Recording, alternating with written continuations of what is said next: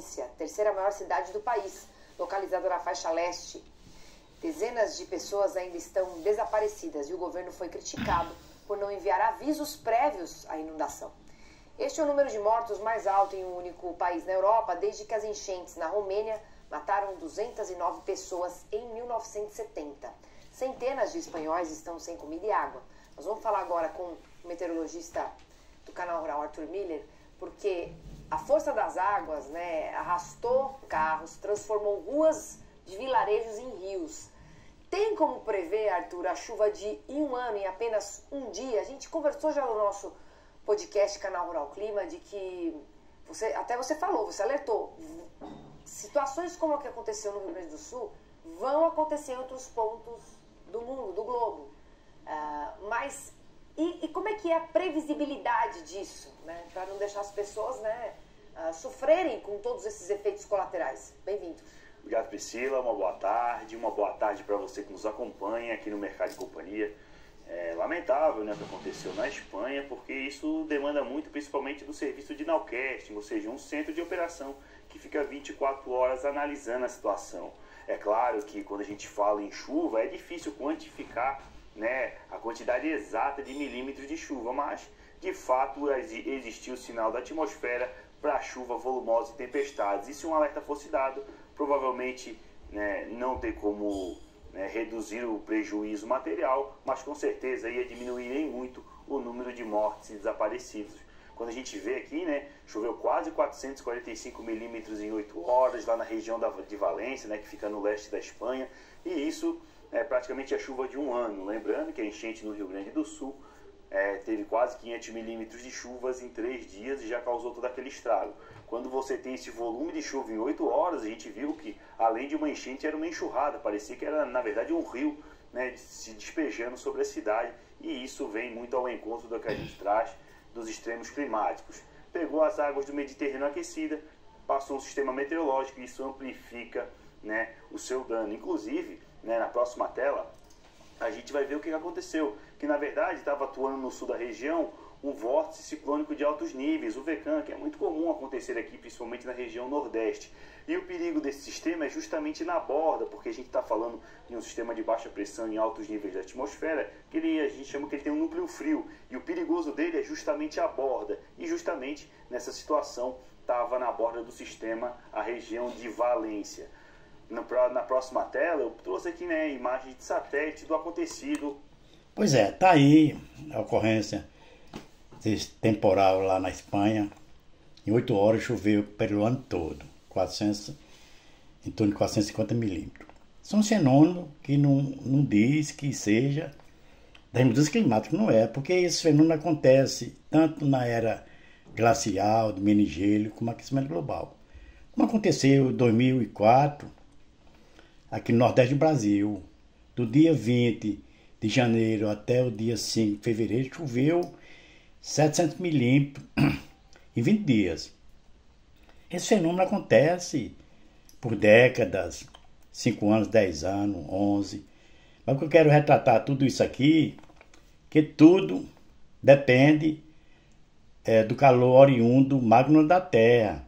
E, sobretudo, quando tem colisões de placa tectônica, maiores ou menores, acontecem esses VECAMs, que é vórtice ciclônico de altos níveis.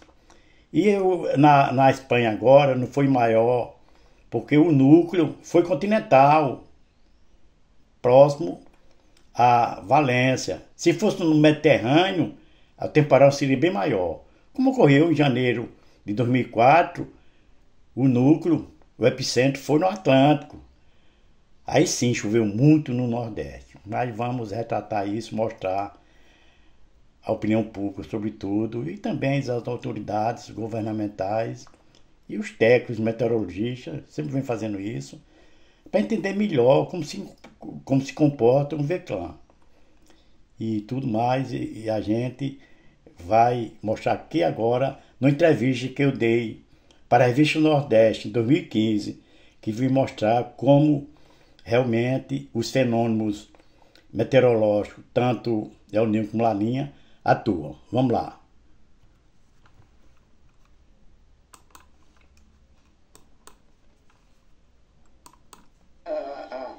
deriva continental. Tá aí o Himalaia, o Monte Everest, 8.800 metros de altitude, mas, no entanto, o tempo da Pangeia, o Himalaia era fundo de mar, em tese que já tem fósseis de peixe, já é encontrado fósseis de peixe no Himalaia. A Cordilheira dos Andes é outro exemplo desse, da colisão de placa tectônica da deriva continental. A média da Cordilheira dos Andes é uma altitude, a média de 5.000 metros de altitude, certo? E os meteorologistas convencionaram o El Niño, que é o final de ano que acontece esse aquecimento no litoral peruano, que favoreceu a pescaria que o Peru exportava, a produção de tonelada de peixe, por conta, facilitava o calor que vinha do interior, que vinha do fundo do mar, aí os cardumes de peixe afloravam, facilitava a pescaria, aumentava a produção de pescado lá no Peru. Aí os pescadores chamavam aquele momento El Niño, o Menino Jesus. É o Menino Jesus. Mas a gente vem se aprofundando, eu acredito que o fator determinante, que não tem a ciência meteorológica, não tem ainda uma tese científica, tem hipótese, como eu levanto também, que todo o clima da Terra é determinado, eu acredito, lógico que tem a questão dos ciclos de fusão nuclear no Sol, lógico que determina toda a energia no sistema solar, naturalmente eu acho o rei o Sol, mas eu acredito que numa escala menor, dentro da geologia, dentro das forças da grandeza climática, eu vejo que é o calor oriundo do interior da Terra. E o ano continua muito com a diminuição desse calor. Por exemplo, eu sou crítico contundente da exploração do pré-sal. O pré-sal é a 7 mil metros de profundidade, abaixo do pré-sal, está tirando calor, está tirando petróleo, que é o pré-sal, exploração. O magma está lá, que assim, pega um óleo explosivo, de alta combustão, de explosão, está tirando como está tirando uma lenha de uma fornalha, está diminuindo o calor para a emissão da evaporação do mar, do nosso Atlântico Sul, que vai de Espírito Santo até Santa Catarina, e fica a Petrobras explorando pré-sal. Os Estados Unidos, a China, a Rússia, esse país continente tem um litoral maior que o Brasil. Os Estados Unidos tem o lado do Atlântico e tem o lado do Pacífico. O lado Pacífico é até mais, o pré-sal no lado Pacífico bem maior do que o nosso, com certeza. E por que os Estados Unidos nunca explorou o pré-sal? Porque o custo é altíssimo. O custo é altíssimo, não compensa. Não compensa. Os Estados Unidos achou por bem não compensar. Aí fica, digamos, vivendo, exploração até, digamos, no Golfo do México, até 2010, exploração de pré-sal lá no Golfo do México, houve, como vocês sabem, a imprensa internacional mundial divulgou o vazamento de óleo, que matou muito peixe, o plâncton, a fauna e a flora dentro do mar. Tá bom, tá aí a explicação plausível como é o comportamento do clima da Terra. É o Ninho Laninha que vem do comportamento das colisões placatectônicas do calor oriundo do magma da Terra. É uma explicação que realmente vem dirimir qualquer dúvida a respeito do clima da Terra.